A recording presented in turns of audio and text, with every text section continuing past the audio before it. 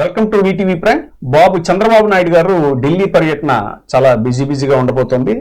ఈసారి ఆయన చాలా ఇష్యూస్ తీసుకెళ్లారు. చాలా కీలక అంశాలు ఉన్నాయి. 2 రోజుల ఆయన పర్యటనలో తీవ్రవాదానికి సంబంధించి అంశాల విషయంలో ఇతర రాష్ట్రాల ముఖ్యమంత్రులతో కలిసి అమిత్ షా గారితో సమావేశం ఉంది. అలాగే విజయవాడ వరదల గురించి, ఇంకా అమరావతికి నిధుల గురించి, రైల్వే జోన్, విశాఖ ఉక్కు పరిశ్రమ సమస్య, ఈ అంశాలన్నింటినీ కూడా డిస్కస్ చేయాలి.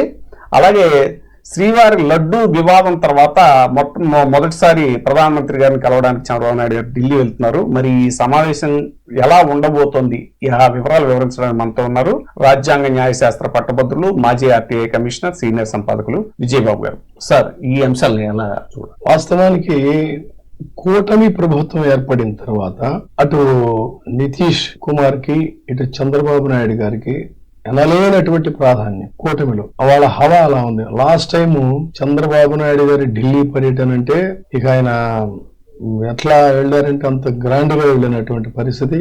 అదేవిధంగా ఆయనకి ఇచ్చినటువంటి అటెన్షన్ కూడా ప్రధాని దగ్గర నుంచి కేంద్ర మంత్రుల వరకు అందరూ కూడా బ్రహ్మాండమైనటువంటి అటెన్షన్ చేశారు. అయితే ఇప్పుడు ఆ ఇంపార్టెన్స్ ఉండదంటే ఉండదని కాదు, కానీ ఇక్కడ ఈసారి చంద్రబాబు నాయుడు గారు అమిత్ షాని ఫేస్ చేసేది మాత్రం కొంత ఉత్కంఠభరితంగా, ఆసక్తికరంగా మీడియా అంతా కూడా చాలా కీన్ గా వాచ్ చేసేటువంటి విజిట్ గా దీన్ని చూడాలి. పైకి ఏమిటంటే ఆయన 2 రోజుల పర్యటనలో అంటే ఇటు తెలంగాణ నుంచి రేవంత్ రెడ్డి గారు కూడా వెళుతున్నారు. ఆయన కొన్ని ఇష్యూస్ తీసుకుని ప్రధానంగా ఆయన తీసుకెళ్లే ఇష్యూస్ ఏంటంటే వరద సాయం చాలా అతి తక్కువ ఇచ్చారు, ఆ వరద సాయాన్ని ఇంకా పెంచాలని ఇతరత్ర సమస్యల మీద ఆయన వెళుతున్నారు.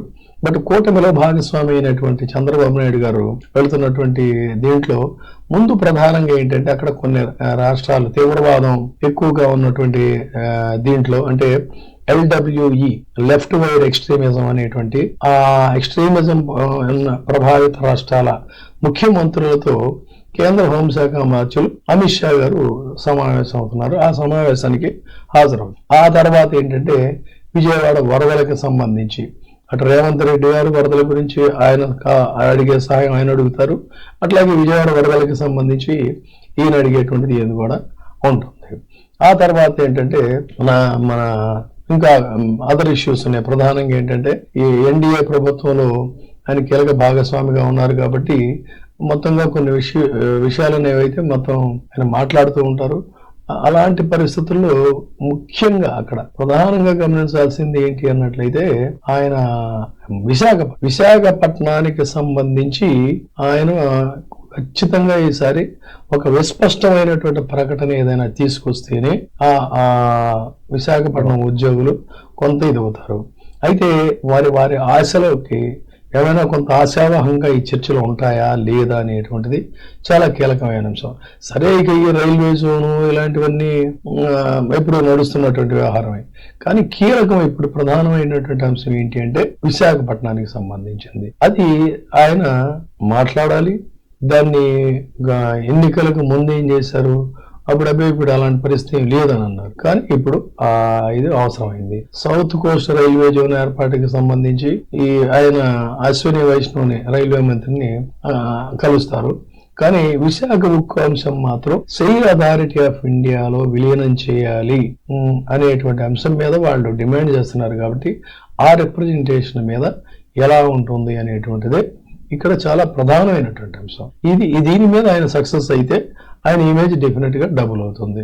అదేవిధంగా ఈ ఆర్థిక వ్యవస్థని గాడిలో పెట్టడానికి మరింత సహాయాన్ని కేంద్రం నుంచి కోరడం, అనేక కీలక పథకాలు, ఆ కార్యక్రమాలు వాటన్నిటిని కూడా కేంద్ర ప్రభుత్వం యొక్క సహకారంతోనే, అంటే కేంద్ర ప్రభుత్వం నుంచి నిధులు రావడం ద్వారానే వీటన్నిటినీ చేయాలి అనేది ఈయన ఆలోచన.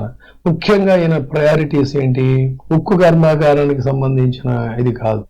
ఆయన ప్రయారిటీ ఏంటి అంటే అందరికీ తెలుసు, అమరావతి. సో అమరావతికి నిధులు మాక్సిమం వాటిని మనం ఎలా సంపాదించాలి, తర్వాత ప్రపంచ బ్యాంకు ప్రతినిధులతో ఆయన చర్చించే అవకాశం కూడా ఉంది. కాబట్టి అటు ప్రపంచ బ్యాంకు నిధుల నుంచి ఇంకా ఇతరత్ర ఇన్ఫ్రాస్ట్రక్చర్స్, డెవలప్మెంటల్ యాక్టివిటీస్ వాటన్నిటికీ సంబంధించి కేంద్ర ప్రభుత్వ నిధులతోనూ వీటన్నిటితో కూడా చేయాలని ఉంది. సరే, ఇవన్నీ రొటీన్ గా అంతవరకు బాగానే ఉన్నాయి.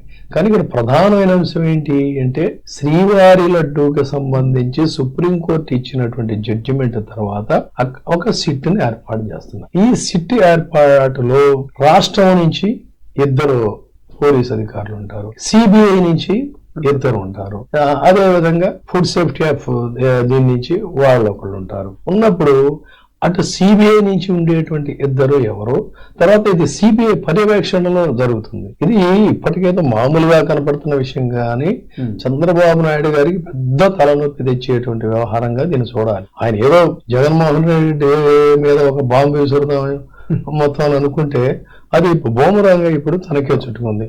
ఈ పరిస్థితుల్లో ఇది నరేంద్ర మోడీ గారికి ఒక కలసి వచ్చినటువంటి అంశంగా మనం దీన్ని చూడాలి. ఎందుకంటే అంతకు ముందు మోడీ గారి ఇది చంద్రబాబు నాయుడు గారి చేతిలో ఉంది కీ. కానీ ఇప్పుడు చంద్రబాబు నాయుడు గారి వ్యవహారం అంతా మళ్ళీ తిరిగి ఎప్పటిలాగా మోడీ గారి చేతికి వెళ్ళింది. కాబట్టి ఆయనకు అనుకూలమైనటువంటి వ్యక్తుల్ని ఈ సిబిఐ దీంట్లో వేసేటువంటి దీని గురించి చర్చించే అవకాశం ఉందా? దానికి మోడీజీ సానుకూలంగా స్పందిస్తారా?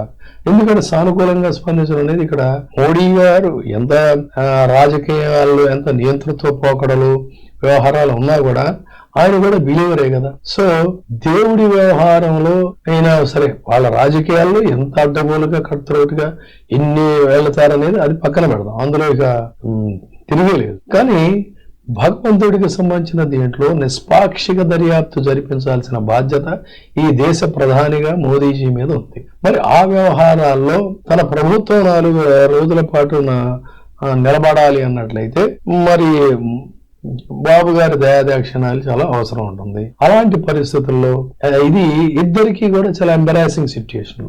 ఇది ఇక్కడ గమనించాల్సిందే. ఆ పరిస్థితుల్లో ఆయన ఏం చేస్తారు అంటే, పరిశీలకులు చెప్తున్న దాని ప్రకారంగా ఆ అంశాన్ని మామూలుగా చంద్రబాబు నాయుడు గారు సీఎం ప్రైమ్ మినిస్టర్ దగ్గర ప్రస్తావించినప్పటికీ కూడా ప్రైమ్ మినిస్టర్స్ అంతా విని జస్ట్ తల ఊపి, అంటే డైలాగ్ ఏమి ఉండదు, తల ఊపి సరే ఆ వ్యవహారాలన్నీ కూడా మనం అమిత్ షా గారు చూసుకుంటారనో ఏదో ఆ బాల్ ని ఇంకొకళ్ళ కోర్టులోకి తోసేస్తారు. అంటే మోస్ట్లీ అమిత్ షా గారి కోర్టులోకి బాల్ పెడుతుంది. అమిత్ షా గారు కూడా ఇంటర్న్ ఆయన కూడా స్వామివారి భక్తులే. కాబట్టి మరి ఆయన ఏం చేస్తారు, దీన్ని కొన్ని రోజుల పాటు నాన్సుతారా, లేదు అంటే వెంటనే ఖచ్చితంగా అయితే ఒక విస్పష్టమైన హామీ అయితే చంద్రబాబు నాయుడు గారికి లభించదు అనేటువంటిది మనకి ఢిల్లీ నుంచి అందుతున్నటువంటి సమాచారం. అందుకని ఈ చర్చ ప్రస్తావనకు వచ్చినా కూడా అది మాట్లాడేటువంటి ఇప్పటికిప్పుడు దాని గురించి మాట్లాడే అవకాశం ఉండదు. సార్, అలాగే బాబు గారు ఢిల్లీ పర్యటనలో ఎప్పుడు కూడా ఆయన పర్యటనకి సంబంధించిన అంశాలని ఎప్పటికప్పుడు మీడియాకి బ్రీఫింగ్ ఇస్తారు సార్. అయితే ఈసారి జాతీయ మీడియా ఈ లడ్డు వివాదం మీద చాలా టఫ్ క్వశ్చన్స్ అడగబోతోందని తెలుస్తుంది. దాన్ని కంఫర్టబుల్ గా ఫేస్ చేయగలరా బాబు గారు?